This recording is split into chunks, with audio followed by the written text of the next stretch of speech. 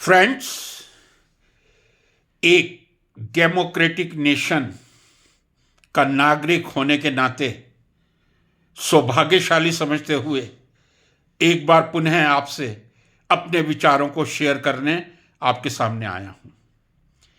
आज का दिन भी ऐतिहासिक दिन मानूंगा। आज 11 मार्च 2024 सुप्रीम कोर्ट में state bank of India central government को बुलाकर यह कहा गया था कि इलेक्टोरल बोर्ड की डिक्लेरेशन की स्थिति क्या है।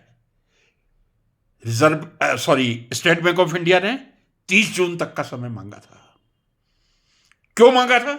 स्टेट बैंक ऑफ इंडिया का, जो भारत का सबसे बड़ा बैंक है, उसका कहना था यह गोपनीय डेटा है, परम गोपनीय है, मोस्ट कॉन्फिडेंशियल है, इसको हमने अलग अलग छुपा के रखा हुआ है, निकालने में समय लगेगा। बहुत हास्यास्पद लगता है ये सुनने में।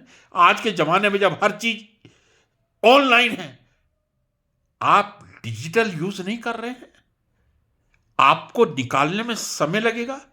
तब सुप्रीम कोर्ट को कहना पड़ा कल 12 मार्च की शाम को 5 बजे तक आपको पेश करना होगा, ताकि इलेक्शन कमीशन भी अपनी वेबसाइट पर 15 मार्च को यह खुलासा कर दे कितने महान पुरुषों ने किस राजनीतिक पार्टी को कितना चंदा दिया है।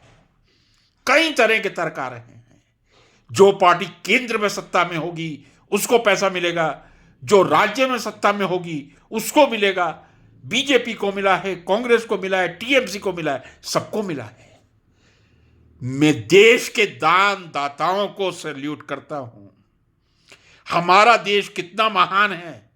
हमारे देश के उद्योगपति, व्यवसायी राजनीतिक पार्टियों को चंदा देने के लिए, तुरंत बॉन्ड खरीदने के लिए स्टेट बैंक ऑफ इंडिया में चले जाते हैं।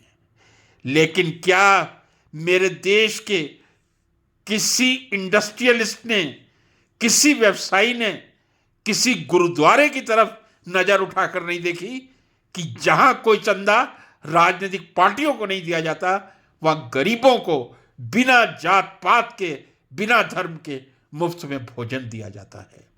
याद करूंगा मैं सोनू सूद को भी। सोनू सूद जो एक ऐसा इंसान कोरोना में उभर के आया था, जिसने गरीबों का मसीहा बनकर बसें करके, ट्रेनों के टिकट खरीदकर लोगों को घर तक पहुंचाया था, लोगों को खाना दिया था, मानवता की एक सच्ची मिसाल पेश की थी। एक तरफ सोनू सूद जैसे लोग हैं, दूसरी तरफ लाइन में खड़े हुए वो लोग हैं जो राजनीतिक पार्टी को चंदा देने के लिए तैयार रहते हैं। जी हां, आपको जान के आश्चर्य होगा, हमारे देश में इतनी महानता भी है। कई ऐसे, आप लोगों की आंखें खुल जाएंगी, ऐसे सर्विसमैन भी हैं, नौकरी करने वाले भी हैं, जो इनकम टैक्स बचाने के लिए राजनीतिक पार्टियों को चेक से पेमेंट करते हैं। 30 लाख रुपए का पेमेंट करेंगे, यदि उनकी 30 लाख रुपए तनख्वाह है, 5 या 10 हजार रुपया पॉलिटिकल पार्टी रखती है, बाकी उनके पास वापस आ जाता है। मैं समझता हूं यह जो पारदर्शिता का अभाव था, शायद इसीलिए था, कहीं कई लोगों के चेहरे नकाब ना हो जाए और राजनेताओं के चेहरे नकाब ना हो जाए। एक बार मैं फिर कहूंगा कि मेरे देश की सुप्रीम कोर्ट ने एक ऐसा जजमेंट दिया है, एक ऐसा फैसला दिया है जो पारदर्शिता का नमूना सामने लाएगा। लोगों के नाम सामने आएंगे।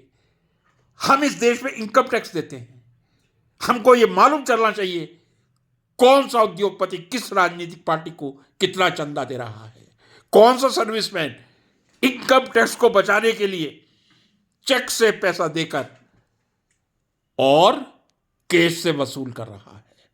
मैं समझता हूं इस ऐतिहासिक फैसले को हम सबको सैल्यूट करना चाहिए। यह देश में पारदर्शिता काम करेगा। धन्यवाद।